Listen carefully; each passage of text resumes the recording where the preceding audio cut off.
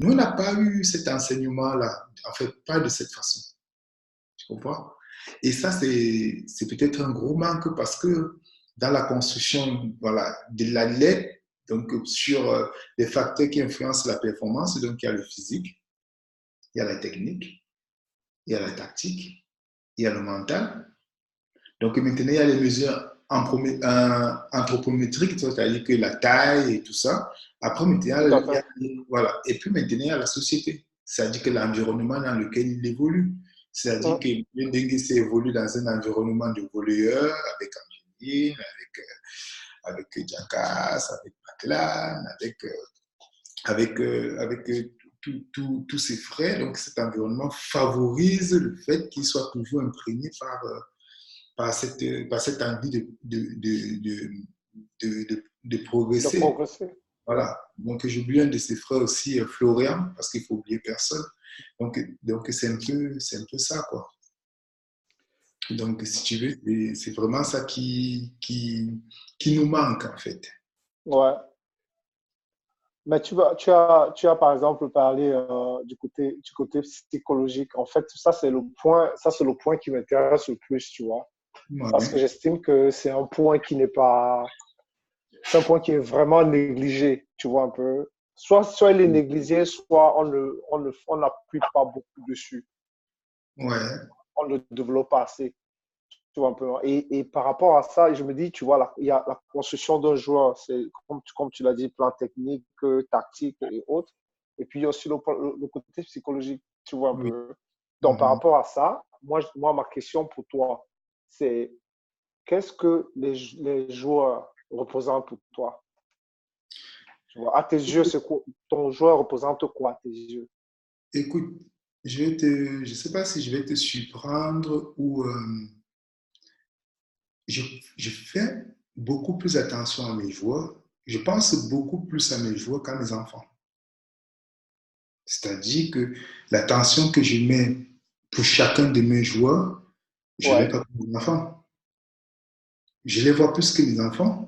Je passe plus de ouais, temps avec que mes enfants. ouais, C'est-à-dire que pour tirer la quintessence d'un groupe ou même d'une personne, il faut lui montrer du respect et de l'amour. Tu comprends? ouais, C'est-à-dire que si le joueur sait que le coach il m'aime, il veut ce qu'il y a de meilleur pour moi, il veut que je réussisse dans ma vie, mais ce joueur-là, tu es capable de lui faire certaines choses. En fait, il aura le supplément d'âme parce qu'il sait que c'est pour son bien. Donc, le rapport que moi j'aurai avec mes joueurs, c'est toujours un rapport très, très affectif, mais c'est affectif dans un cadre. Parce qu'après, il y a un cadre. C'est-à-dire bien que dans sûr, ce tout à fait. cadre-là, c'est moi qui suis le chef. Même si je ne le montre pas, même si je ne le fais, c'est comme à la maison avec ton gamin. Tu ne seras pas toujours là. Il sait que c'est bon, il y a, voilà. Mais c'est vrai que j'aime les joueurs, tous. Ça, c'est c'est une qualité que j'ai. Donc, je suis content quand tu réussis quelque chose de bien à l'entraînement. Je suis content de les voir heureux. Et, euh, et ça permet comme ça de travailler dans un environnement, même si c'est pas toujours facile parce que c'est quand même de la compétition. Tout à fait. Les joueurs sont payés pour ça. C'est leur boulot. Ils nourrissent leur famille avec. Donc, il y a forcément, ça génère quand même du stress, des frustrations aussi parce que tu fais des choix. Des frustrations parce que tu fais des choix. Mais à la fin de la journée, il faudrait toujours qu'ils sachent que notre entraîneur, il est juste et il fait ce qui est bien déjà pour l'équipe. Et à partir de là, tu enlèves tous les ressentis, des ondes négatives qui peuvent gangréner, tu vois, la vie d'un groupe, quoi. Ouais, Donc, je pense que pour moi, le plus important, c'est le rapport humain. Parce que c'est ok. ça qui permet derrière de pouvoir tirer le maximum des gens, parce qu'ils te font confiance. Ouais, tout à fait. Tout à fait. Et justement, dans le même ordre d'idée, n'est-ce pas? Dans le même ordre d'idée, quel est le discours que toi, en tant que, parce qu'aujourd'hui, hey, c'est toi le boss, nous tous, c'est toi le boss. Donc, quel est le discours, n'est-ce pas, que toi, Constant, tu vois, si entraîneur peut donner à des joueurs, je vais dire à des jeunes joueurs, pour leur montrer l'importance du volleyball qu'ils sont en train de faire, l'importance dans leur vie. Tu as parlé tout à l'heure de salaire, ils gagnent de l'argent, tu vois, un peu pour leur montrer que, hey, c'est vrai, c'est le sport, on s'amuse, mais derrière ça, voilà, voilà ce que vous pouvez gagner, voilà ce que vous pouvez apporter, ce que ça peut vous apporter. C'est déjà, tu vois, c'est une très très grave erreur de pouvoir faire du sport et de suite de penser qu'on va gagner de l'argent. OK, On fait du sport, on fait un travail parce qu'on aime, parce qu'on est passionné. d'accord. Ensuite, il faut avoir une vision claire de ce qu'on veut faire. Mhm. C'est-à-dire qu'à un moment donné, je voulais devenir professionnel de volleyball. C'était ma vision. D'accord. À partir de là, il n'y a rien qui pouvait venir me décourager, faire en sorte que je ne me donne pas les moyens d'y arriver. Et rien que le chemin que tu es déjà en train de faire, c'est-à-dire que le fait de te donner une certaine discipline, de te lever le matin très tôt pour aller courir, de dire que donc après ton entraînement, peut-être tu vas aller à l'université, à la boîte d'allumettes ou à la cité U parce qu'il peut y avoir 1-0 que tu veux rejouer. Tu es déjà en train de construire un homme. Tu es déjà en train de construire des valeurs.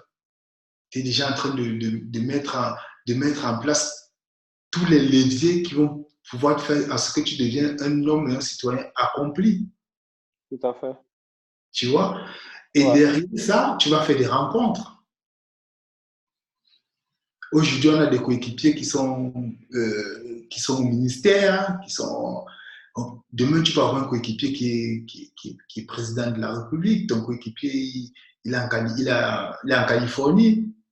Donc, si tu vas aller en Californie, demain, tu ne payes pas l'hôtel. Ouais. C'est parce que tu as fait du volet avec lui. Tu vois? Donc, nous, on regarde juste la destination.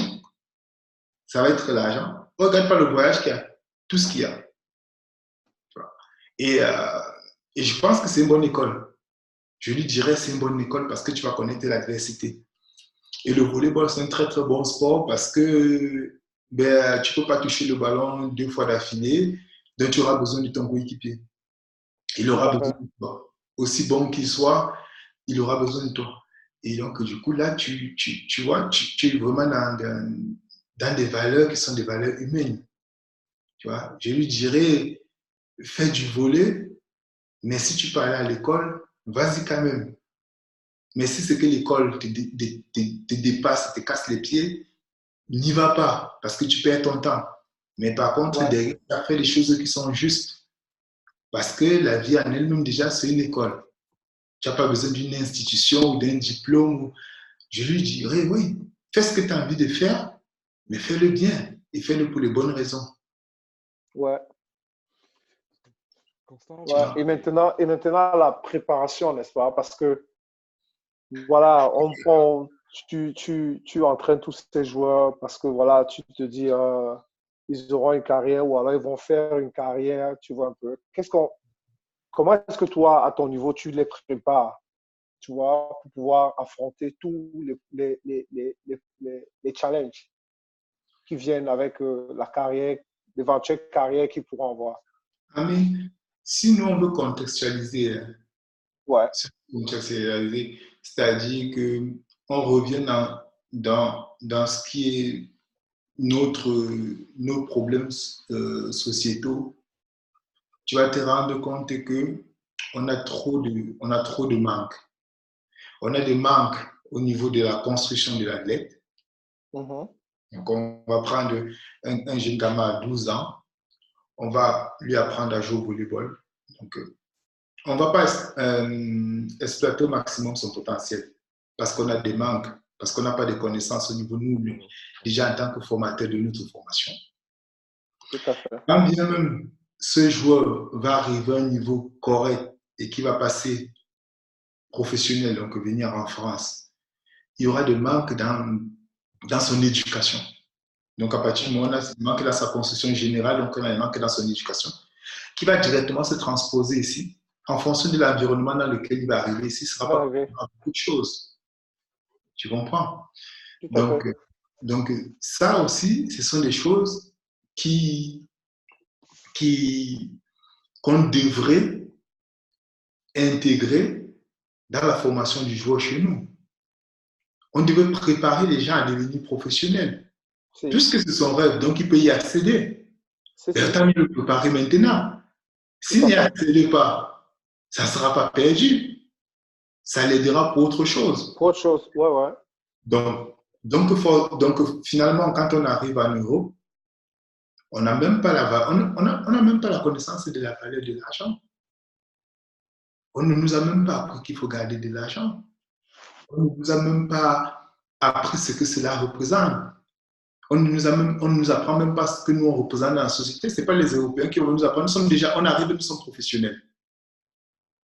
Donc, nous avons des savoir-faire. Nous avons Tout des à fait. savoir-faire.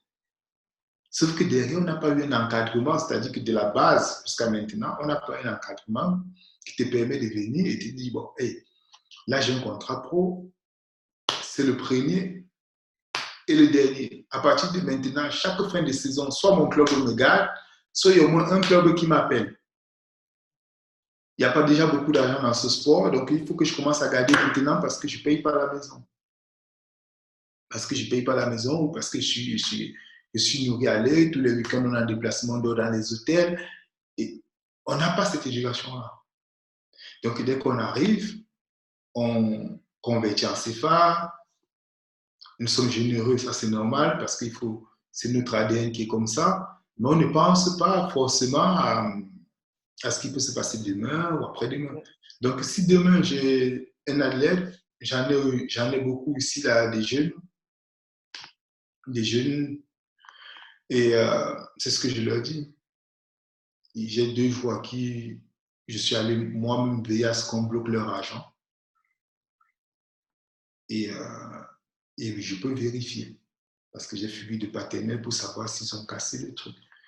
J'ai un de mes jeunes joueurs qui est en Avon aujourd'hui, je le suis encore jusqu'aujourd'hui. Et quand je l'appelle maintenant, je savais qu'au niveau du volley, il n'y aura pas de souci et ça se passe bien. Donc quand j'appelle, je ne parle plus de volley. Je ne suis plus son coach.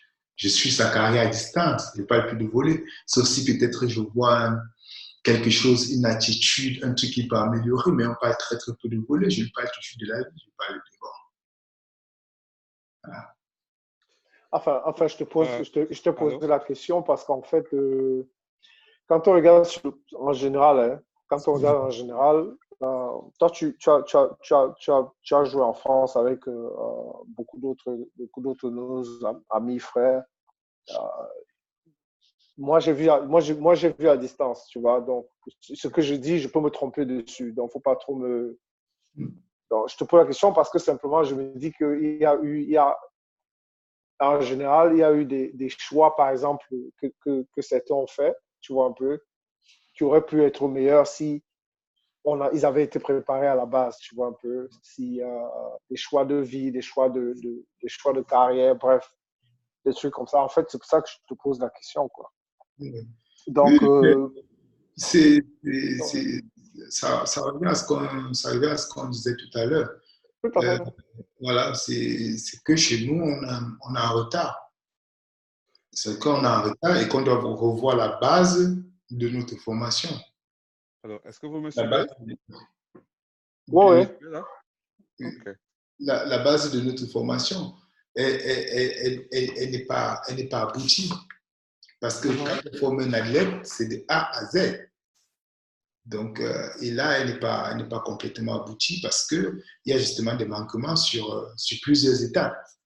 Techniquement, tactiquement, physiquement et mentalement. Surtout mentalement. Parce qu'on oublie que finalement, le haut niveau, c'est le mental. Hein. Ça veut dire que les gens ils arrivent, ils savent faire des choses. Et maintenant, c'est dans la persévérance, c'est dans la difficulté, dans la résilience, c'est dans tout ça qu'on va déterminer quel est le gars le plus compétitif ou pas. Et ça, chez nous, ce sont des choses qu'on oublie souvent. Après, une fois qu'on a tout ça, ben, il faut avoir Ouais, il faut qu'on nous donne des leviers de pouvoir profiter de, de tout ça. Parce que si en fin de compte, tu construis un athlète qui devient un très très grand joueur et qui, après, derrière, est une mauvaise personne, tu as raté sa construction. On est d'accord. Donc, Ouais, on est d'accord. voilà, c'est en ça, c'est en ça que nous sommes. Voilà. Donc, en ça que nous sommes aujourd'hui. Je regarde parce qu'il y a un de mes adjoints qui veut rentrer dans le groupe. Je ne me rappelle plus du nom. Voilà. Qui veut rentrer dans le groupe. Donc, Ok. Pendant que tu le fais, je veux savoir, vous me suivez bien? oui, Oui, on te oui, suit. Ah, ok. on te suit. On te Ok. suit. Ouais. Constant, là, je vais un peu résumer ce que j'ai entendu de toi. Tu as commencé, tu nous as expliqué de ce que tu aurais aimé Oui. avoir eu au départ dans ta formation. Et puis, Arthur a élaboré avec certaines questions du côté psychologique. Et, et l'emphase était un peu plus au niveau de l'entraîneur aux joueurs. Et puis, tu as essayé de parler de, de l'entraîneur dans une vision entière. L'entraîneur, le psychologue, l'entraîneur, le coach, l'entraîneur, le parent, l'entraîneur, l'éducation, l'éducateur, l'entraîneur, le conseiller. Ma question, c'est de savoir, lorsque l'entraîneur au Cameroun te suit aujourd'hui, et il te pose, il te demande, comment est-ce que toi tu arrives à pouvoir raisonner de la sorte? Comment est-ce que moi, en tant qu'entraîneur, je puisse faire pour pouvoir acquérir cette vision de la chose ou bien cette perspective? Où est-ce que je vais chercher cette formation-là qui va me permettre de pouvoir communiquer comme Constant tu as fait? Comment est-ce qu'on fait? Tout ce qu'on fait, Emmanuel, ce n'est pas compliqué. C'est qu'on met en place des bases de formation. D'accord? C'est-à-dire qu'aujourd'hui, par rapport à ce que l'historique même de l'histoire du volleyball camerounais, aujourd'hui, nous devrions avoir des formations fédérales d'entraîneurs où les étapes que tu viens d'énumérer doivent être, c'est-à-dire que balayées, c'est-à-dire appris, c'est-à-dire que enfin que les entraîneurs puissent avoir tous ces leviers-là. Ce ne sont pas des leviers, on ne se lève pas un matin comme ça, on claque des doigts. Ce n'est pas du copier-coller. C'est à un moment donné, on va te dire pourquoi. Parce que nous, on a toujours cette question-là. Ça, un entraîneur va toujours se poser la question pourquoi. Pourquoi j'ai fait tel exercice? Pourquoi il n'y arrive pas? Parce que le pourquoi apporte une réponse derrière. Tu vois? Et j'avais eu un temps proposé à la fédération de mettre en place, de commencer à travailler dessus pour mettre en place les diplômes fédéraux. Donc, ça signifie que un entraîneur qui entraîne, par exemple, en première division chez nous au Cameroun, doit avoir tel diplôme. Et s'il a tel diplôme, ça signifie qu'il sait communiquer avec les joueurs. Il y a une intervention d'un psychologue, il y a eu une intervention d'un préparateur physique, il y a eu une intervention d'un nutritionniste, ce qui fait que quand on parle de la nutrition, il connaît à peu près de quoi on parle. Un préparateur physique, je sais quel exercice il doit faire le jeudi. Il ne va pas venir me faire de la force excentrique, puisque les joueurs seront flingués le samedi et je saurai pourquoi on a perdu. Tu comprends? Parce que si tu dois construire, et ça, ce sont des diplômes fédéraux qu'on doit mettre au niveau de la direction technique nationale avec des entraîneurs experts. On s'assoit, on dit, OK, quelle est la problématique de notre... Déjà, il faut toujours contextualiser. Toujours. C'est-à-dire que ça sera toujours dans notre contexte. On ne peut pas prendre ce que les Français font, les Américains font, on dit, on met chez nous, ça ne marchera pas. Voilà. Donc, il faut toujours qu'on prenne en compte notre contexte. Et ensuite, derrière ça, on va mettre en place des diplômes. Et dans chaque diplôme, il y aura des étapes à passer comme partout.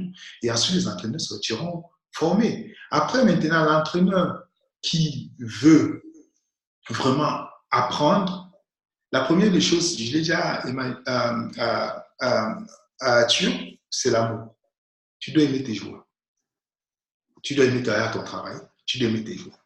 Notre premier job, on a 2 jobs. Le premier, c'est de ne jamais cesser d'apprendre. Nous sommes des étudiants. Tous les jours, on a quelque chose à apprendre. Donc, ça signifie que si je dois rencontrer M. Eringapé, on va parler du volley, j'aurai quelque chose à apprendre. Il faut aller rencontrer les entraîneurs. Il faut toujours avoir un papier, un stylo pour noter des choses. Et c'est comme ça qu'on arrive à se construire, parce qu'il y a des self-made, non? Il y a des gens qui, voilà, il y a des gens qui se construisent de toutes seules. Donc, ça va demander beaucoup de curiosité. Et ensuite, voilà. Mais la base aujourd'hui, c'est la formation de l'entraîneur. Il faudrait que dans notre pays, on puisse, au niveau de notre fédération, avoir des diplômes d'entraîneur. 1 ou 2, normalement 3 degrés minimum. Et là, à partir de là, on saura, parce qu'avec, on saura que je suis 2e degré, ça signifie que j'ai passé mon diplôme, je sais à tel niveau de compétence, à peu près. On parle de compétences, des billes qu'on t'a donné. Parce qu'après, une fois que tu as le diplôme, c'est là où maintenant tu apprends à travailler. Tu comprends? Ouais. Donc voilà, c'est vraiment ça qui nous manque aujourd'hui. Parce que, et ce qui est marrant, je vais jeter un pavé dans la mare, c'est que souvent, quand tu vas rentrer au Cameroun, on va te demander des ballons, on ne va jamais te demander des livres, ou des CD, ou des trucs. Donc, ça signifie que les ballons, c'est pour faire quoi? C'est pour apprendre à jouer. Mais vous apprenez à jouer ce que vous connaissez. Donc, si tu demandes déjà un livre, c'est que tu vas déjà apprendre à acquérir de nouvelles connaissances. Tu comprends? Et ça, c'est vraiment quelque chose qui nous manque. Mais je vais, avant de procéder à à la question suivante, je vais Je crois qu'il y la a... bienvenue à Antoine. Oui. Je ne sais pas si Antoine peut se présenter, s'il nous écoute. Si, je vous entends. Je ne sais pas si vous m'entendez. Bienvenue Antoine. Merci. Moi, c'est Emmanuel Dengessi. Je suis au Canada, précisément dans la ville de Vancouver. Et avec nous, on a Tumiafo en Virginie. Et je pense, Constant, tu as aussi que vous devez bien connaître. Un peu, oui. Antoine, est-ce que tu peux mettre... il y a un truc en haut, est-ce que tu peux mettre ta caméra? Ben, je suis en train de regarder ça. Je me dis que crois j'ai pas la bonne vidéo. En haut, je pense qu'il y a un truc où tu peux cliquer pour actionner ta caméra. Pendant qu'Antoine regarde au niveau de son appareil, avant qu'on transitionne à la deuxième partie, Constant, tu as touché une partie très, très importante, l'apprentissage. Et on t'a souvent vu avec l'équipe d'Australie. Et dernièrement, tu étais aux États-Unis, à Pepperdine University. Quelle est la valeur de ce genre de collaboration? Que recherches-tu stratégiquement? Et comment tu penses que ce genre de collaboration pourrait se faire dans un contexte comme celui du Cameroun? Écoutez, c'est pas compliqué, hein. C'est-à-dire que le but, c'est l'apprentissage. Donc, c'est ces rencontres, c'est l'apprentissage. Quand je rencontre des entraîneurs comme Marc Lubédu, qui est l'un des meilleurs entraîneurs au monde, c'est juste d'apprendre à ses côtés. C'est juste d'apprendre à ses côtés, de voir comment il fait. Et généralement, c'est comme ça que tu apprends ta confiance. Parce que tu te rends compte que ce monsieur-là, il est parmi les meilleurs entraîneurs du monde. Ah, il fait tes exercices. Ah ouais, mais je le fais aussi comme ça. Vous êtes dans la voiture, tu dis que l'exercice là, Marc, on aurait pu le faire comme ça, et comme ça. Il te dit que oui, Constant, tu as raison. Tu t'imagines un peu?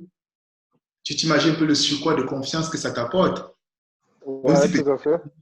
même s'il peut, il peut le dire pour te faire plaisir, là n'est pas la question, mais tu es déjà en train de dialoguer, de collaborer avec un monsieur comme ça qui te donne raison. Et le Ouais. lendemain, tu vois qu'il a changé l'exercice. Donc, quand tu ressors de là, tu as gagné 5 ans de formation. Donc l'idée, c'est l'apprentissage et ensuite le réseau. Plus tu connais du monde, plus tu es connu. Et comme nous sommes dans un métier où on est appelé à beaucoup voyager, où on est appelé à peut-être à bouger, tu ne sais pas, un jour, il peut être bon conseil pour toi. C'est-à-dire que l'idée, c'est toujours de rencontrer les meilleurs pour apprendre d'eux. Et ensuite, c'est de se créer un réseau comme ça qui te permet de connaître le maximum de monde parce qu'un jour, tu peux être sur le marché et c'est lui qui t'aide à trouver le club parce qu'il pense que tu peux être compétent. Voilà. Et maintenant, pour remettre ça dans notre contexte à nous, euh, et chez nous, on a un problème avec le partage, Emmanuel. C'est-à-dire qu'on a le culte du secret. C'est-à-dire Ah, que j'ai un ça. exercice, je ne vais pas montrer à tu parce que demain, il va pouvoir me gagner. Quand tu arrives chez ces grands-là, tu vois la simplicité. Tu vois ils ont envie de tout te montrer. Ils te montrent tout, ils te donnent tout. Ils sont là et tu es là, waouh, tu es surpris. Tu es même parce qu'on est Camerounais, on n'est pas habitué à ça. Tu vois? Et par contre, le partage, c'est ce qu'il y a de mieux. Je vais vous donner deux anecdotes qui vont peut-être vous faire rire ou vous faire comprendre un petit peu ce que je dis. La première, c'est que en décembre de l'année dernière, nous sommes allés en Italie, à Torino, à Paris, à Torino, en Italie. Donc, Torino, c'est quand même c'est la mecque du volley. Et Paris, c'est là où l'entraîneur actuel de l'Italie, c'est son club, en fait. Et je suis arrivé le matin avec mon équipe. On devait jouer contre Lucerne, une équipe suisse, et puis Pareto, une équipe qui sont à deux Italiens. Et le matin, j'ai commencé à mettre les exercices en place. Et les entraîneurs du club, à un moment donné, ils ont pris le stylo et le papier, ils ont commencé à noter mon exercice. Ils ont commencé à filmer mon exercice avec le caméscope. Est-ce que vous pouvez imaginer la fierté que j'avais? C'est-à-dire que j'étais comme un gamin à la fin de l'entraînement. J'étais tellement heureux de voir qu'il y a un entraîneur qui a noté mon exercice puisque c'est ce que j'ai fait tout le temps. Tu vois? Donc finalement, tu vois le bonheur qu'il y a à pouvoir partager. Alors que dans notre contexte, dans notre éducation, souvent on est à la rétention d'informations. Alors que non, plus tu partages, mieux ça te revient. La deuxième anecdote, c'est quand on était dans les collègues d'entraîneurs, donc on faisait tout ce qui est vidéoconférence, c'était sur les interviews et tout ça. Et il y a une fille, Corinne, qui est ancienne internationale française, qui entraîne Bordeaux en France, en élite. Et dans son équipe, il y a une internationale camerounaise qui joue, s'appelle Flo Bicata. C'est l'ancienne équipe de Jean-René Akono. Cette fille était justement l'adjointe de Jean-René Akono et cette année, c'est elle qui a pris l'équipe. Donc, dans le partage d'informations, elle me dit, hey, Constant, je vais te montrer un entraînement avec des exercices que j'ai trouvé top, des exercices de manipulation du bal et tout ça, que j'ai trouvé vraiment top. Elle me montre, elle ouvre son ordinateur, elle me montre l'exercice. Devinez quoi, c'était mon équipe qui était en train de s'entraîner. Donc, tu vois, et on était, Ouais. voilà, on était à Dinard, tu vois, cette fille-là, je ne l'avais jamais vue de ma vie et je ne la connaissais pas, bon, je la connaissais de nom. Et elle me montre un entraînement en entier, filmé, avec des exercices de manipulation qu'elle a trouvé génial et tout, elle m'explique, et c'était moi qui étais coach. Tu vois, tu vois. Et ça, l'anecdote, c'est uniquement pour vous dire la fierté que moi j'ai ressentie que une collègue ou des collègues trouvent que ce que je fais est bien. Parce qu'à un moment donné, il faut bien qu'on vous juge. Donc, pour revenir dans notre contexte à nous, ce serait bien, tu vois, que, je ne sais pas moi, je vais donner des noms parce que Anoma va te voir, il faut les faire pour discuter et travailler ensemble sur l'entraînement. Ce qui, je pense, ne s'est jamais produit. Tu vois? Donc, du coup, chacun a sa connaissance, il n'y a personne qui accroît L'autre, si tu es dans le noir et que j'ai ma chandelle de bougie, je te donne de la lumière, tu viens, tu prends la bougie, tu as de la lumière, moi j'ai de la lumière, mais je ne suis pas dans le noir, toi non plus. Hein. Tout à C'est un peu fait. comme ça. C'est un peu comme ça. En sachant que même si tu prends mes exercices, même si je prends tes exercices, je n'aurai pas ta sensibilité. Donc, à fin de compte, chaque exercice est unique après. Parce que Tout à suivant la fait. personne qui le met en place. Et vous n'avez même pas les mêmes joies. Voilà. Et pour répondre à ta question, voilà un petit peu comment je le vois. Merci Constance. Ceci va conclure la première partie de notre entretien. On va se retrouver dans un instant D'accord. lorsque ça se coupera et on va continuer la conversation sur un peu un aspect de